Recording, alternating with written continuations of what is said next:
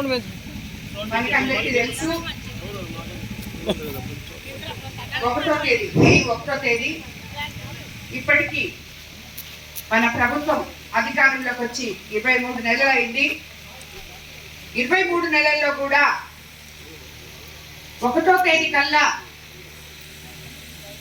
ప్రతి ఎక్కడో ఒక గ్రామంలో ప్రతి దగ్గర ఎమ్మెల్యేలమైన మేము, నాయకులమైన మేము వచ్చి పెన్షన్ ఇవ్వడం జరుగుతుంది. ముఖ్యమంత్రి చంద్రబాబు నాయుడు గారు అధికారంలోకి రాకముందు ఏదైతే చెప్పారో 1వ తేదీ కల్లా 4000 పెన్షన్ ఇస్తాము అవ్వాతాతలకి, అలాగే దివ్యాంగులకి 6000, ఇంకా డిసేబుల్డ్ వాళ్ళకి 15000 ఇస్తామని చెప్పారో అదే మాట ప్రకారం 1వ తేదీ గాన సెలవు దినం వస్తే 31వ తేదీ మనము పెన్షన్లు వచ్చి ఇంటింటికి వచ్చి అందజేస్తున్నాం. స్థానిక నాయకులతో కలిసి ఇక్కడ ఉన్న సచివాలయ సిబ్బంది అందరూ మీకు ప్రతి గడప గడపకి వచ్చి ఎంతమందికి పెన్షన్ ఉందో అంతమందికి అందజేస్తున్నాం. ఇలాగా ఇప్పుడు మనం ఈ విడవలూరు మండలంలో మొత్తం 6850 మందికి 1వ తేదీ కల్లా పెన్షన్ ఇస్తున్నాం. అది 2,96,47,000 ఒక విడవలూరు మండలంలోనే మనం పెన్షన్లు ఇచ్చుకోవడం జరుగుతుంది. ఈ అలగానపాడు గ్రామంలో 210 మందికి పెన్షన్ ఇస్తున్నాం. 9,54,000 ప్రతి 1వ తేదీ మీకు ఇంటింటికి వచ్చి పెన్షన్ అందిస్తున్నాం. అలాగే మీకందరికీ తెలుసు, ఒక్క పెన్షనే కాదు, మనం ఏదైతే చెప్పామో ఎలక్షన్ ముందు సూపర్ 6 పథకాలు సూపర్ హిట్ చేస్తామని ఇప్పుడే నేను ఇక్కడ కొన్ని ఇళ్లలో మాట్లాడితే వాళ్ళు చెప్పారు, ఈ ఊర్లో అన్ని పథకాలు వాళ్ళకి అందుతున్నాయి.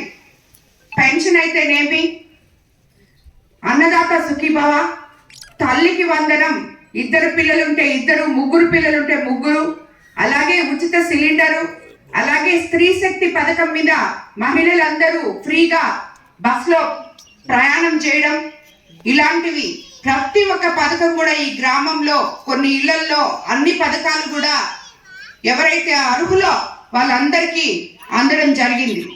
రాబోయే రోజుల్లో ఇక్కడ మనం అభివృద్ధి పనులు, అది సంక్షేమం ఒక పక్క అయితే ఈ ఊర్లో, అలాగే అభివృద్ధులు 23 నెలల్లోనే సుమారు 1,27,00,000తో ఇక్కడ కేటాయించడం జరిగింది. అందులో భాగంగా సీసీ రోడ్లు 13 లక్షలతో, విలేజ్ హెల్త్ క్లినిక్ 27 లక్షలు, అలాగే గడ్డి కాలువ గోడలకి సిడిసిఎం గ్రాంట్ కింద 10 లక్షలు ఇవ్వడం జరిగింది. రైతులు పొలానికి వెళ్లేదానికి గ్రావెల్ రోడ్డు ఎఫ్డిఆర్ నిధులతో 10 లక్షలు ఇచ్చాం. అలాగే ఎలక్ట్రికల్ డిపార్ట్మెంటు ఆర్డిఎస్ పనులు ఆల్మోస్ట్ 40% పూర్తయి ఉన్నాయి. రాబోయే రోజుల్లో అది కూడా తొందరగా పూర్తి చేసి 3 ఫేజ్ కరెంటు కంపల్సరీగా ఇక్కడ వచ్చేటట్టు కూడా చేస్తామని చెప్పి కూడా తెలియజేసుకుంటున్నాము. ఆర్డిఎస్ స్కీమ్ కింద కూడా మీకు 40 విద్యుత్ పోల్స్ వేసుకోవడానికి 11 kV లైన్స్ లాగి అతి త్వరలో ఆర్డిఎస్ స్కీమ్ ద్వారా మీకు 3 ఫేజ్ కరెంట్ ఇచ్చి కంప్లీట్ చేస్తాం విలేజ్ అంతా అని కూడా మాటిస్తున్నాను. అలాగే సిఎంఆర్ఎఫ్ ద్వారా ఈ గ్రామంలో 5 మందికి 2,89,000 ఇవ్వడం జరిగింది. మొత్తం అలగానపాడు పంచాయతీకి లెక్కను చూసుకుంటే 23 నెలల్లో 1,27,00,000 కేటాయించడం జరిగింది. ఇది 23 నెలల్లోనే. ఇంకా మనకి చాలా ఉన్నాయి నెలలు. రాబోయే రోజుల్లో ఇక్కడ ఈ గ్రామంలో ఏమేమైతే అభివృద్ధి కార్యక్రమాలు కావాలని స్థానిక నాయకులు కోరారో అవన్నీ కూడా తప్పకుండా చేస్తామని చెప్పి మీకు మాటిస్తున్నాను. మీకు అందరూ ఒకటే గుర్తుపెట్టుకోవాలి, గత ప్రభుత్వంలో అస్తవ్యస్తంగా ఉన్న ఆర్థిక వ్యవస్థని చక్కదిద్దుకొని ఈ రోజు ఒకవైపు సంక్షేమము, ఇంకోవైపు అభివృద్ధి, 2 కళ్ళులాగా సీఎం చంద్రబాబు నాయుడు గారు చూసుకుంటూ పేద ప్రజలకు అండగా నిలుస్తూ ఇది ప్రజా ప్రభుత్వం అని చెప్పి నిరూపిస్తూ మనల్ని అందరినీ ముందుకు తీసుకెళ్తున్నారు.